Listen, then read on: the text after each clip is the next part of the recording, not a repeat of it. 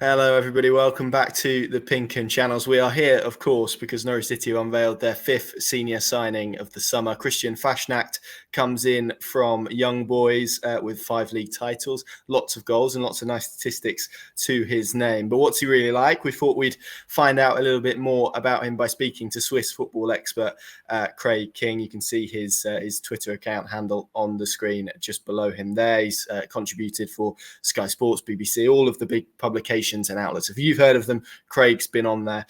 Craig, thank you very much for coming on the channel. I hope you're doing well, first and foremost. Let's talk about Christian Fassnacht. What sort of player have Norwich City got on their hands here? 29 years of age. Tell us a little bit more about him. Well, he started his career. He was born in Zurich. He came through the youth system at Zurich only briefly, but he made his way through some of the lower league clubs. He moved to Winterthur in the Challenge League. Then he moved to Thun in the Super League. He had a great impact there, and that kind of is where it all started for him in terms of being such a consistent player, because there's only been 2 seasons where across his time starting at Thun all the way through Young Boys where he's not hit double figures in the goals. He's always assisting as well. So for me, he's always just been very, very consistent. And you mentioned his age there at 29. It surprises me that a move like this hasn't happened much sooner. Last season, he was linked with Besiktas. Didn't happen. But he's always been a player that you think, well, this will be the season he goes, this one will, the next one after that. And it just never happened. So it almost got to the point you wondered if it was going to happen or not. He also mentioned in an interview he did over in Austria for your pre-season there that he tried to make this happen a few years ago, a move away from Switzerland. So it's very unusual that it's taken so long at age 29 to get away from the Swiss League. Not that that's a bad thing, but it's unusual, but it's not really something that we should see as a negative either, because it's a move that to me should have happened, like he says, a few years ago. But yeah, just very consistent, very dependable. He can mostly play out in the right wing, but he's quite versatile that he can play on the left, sometimes playing up front, but that's nowhere near his best position. He only plays there really when there's some sort of need to, if there's injuries or whatever else. Yeah, and he's just so dependable for those goals and assists. It's just been a common theme right from the very start at Young Boys, that first season when he helped end their title drought of 30 plus years. He was just a huge catalyst for that as well. So I can't really overstate how important he's been to that Young Boys team over the last 5 seasons. Yeah, it's interesting that you speak about that consistency, that I guess ability, not just to score goals and assists, but always be available as well. He seems to be a player that very rarely misses games through injury or for other reasons. And I guess he's become quite a big part of that Young Boys team over the last few years. So what sort of role has he had there? Has it always been front line? Has it always been kind of a leadership type of role? How would you kind of describe his role within that Young Boys team, and maybe how it's evolved over the last few years as well? Well, I think naturally, because he's been there for 5 seasons and he's been such a big part of that successful side, a lot of the players kind of moved on over the years, but he's been a constant there. And I think that kind of elevates you in terms of leadership, even if it's not necessarily the role that you would take on yourself. Again, he said in that interview that he's quite quiet on the pitch and things like that. So I don't think it's a role that comes naturally to him, but over that time, he was just one of the senior players. That's just kind of what happened. But it became so important to that kind of Young Boys team, that identity that they had. And again, over those 5 seasons, that he was a major cog in that machine. So it's going to be a big loss for Young Boys, I think, going forward. I don't know if they have plans already to replace him. I hope so, losing a player like that. But yeah, he's just been so important for them ever since he stepped through the door, really, not just in the league, but in Europe. He's got that great experience. And as you mentioned, he doesn't miss a lot of games, injuries here and there, but he's always usually available. And I think that comes down to his mentality, his work rate. If he can play, then he'll play. He's just got a great attitude towards the game. And again, that just only bodes well in football. Yeah, I'm probably casting your mind back a little bit, but can you recall the time he spent with David Wagner at Young Boys? What sort of what sort of role was he given in that David Wagner team? It was a struggle, wasn't it, for Wagner, largely at Young Boys, I guess maybe more domestically than on the European front. But he's linked up with him again, obviously, at Norwich. Their relationship, obviously, despite maybe Wagner's struggles in Switzerland, seems to have remained quite strong.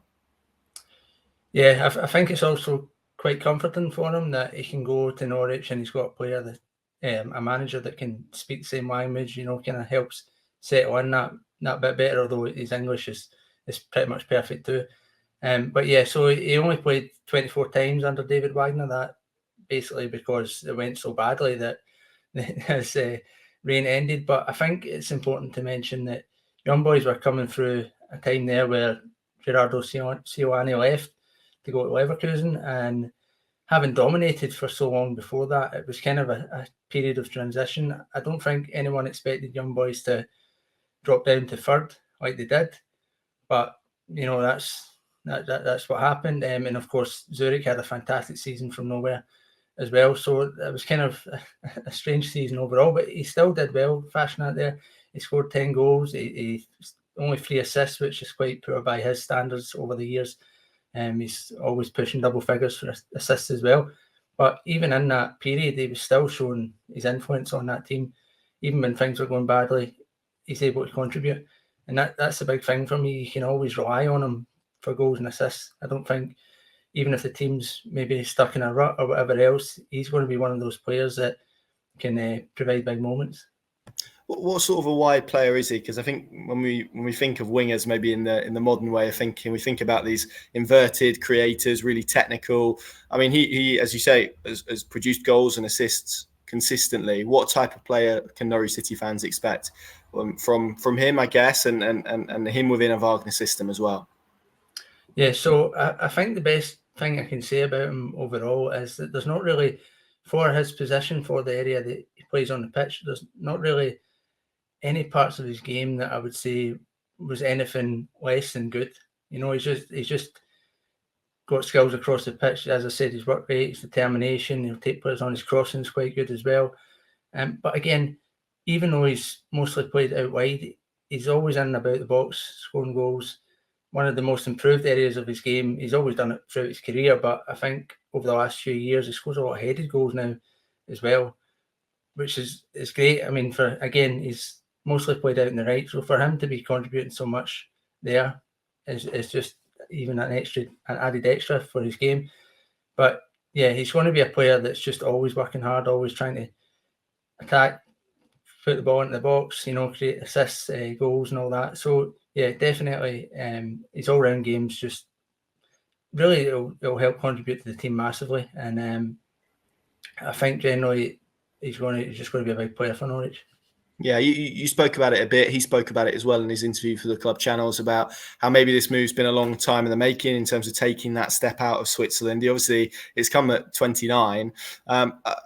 Are you, two-part question, I guess. One, I guess, is why has it taken so long? Is it anything? Is it kind of circumstances out of his control? Is it anything that he's done? And then the second part of that question: are you surprised that it's Norwich that he's ended up at? Because of, like you say, Besiktas, I think Werder Bremen have been linked at various points. There's been lots of clubs who have been linked with him. Are you surprised that it's the Championship and with Norwich where he's taken that step out of Switzerland?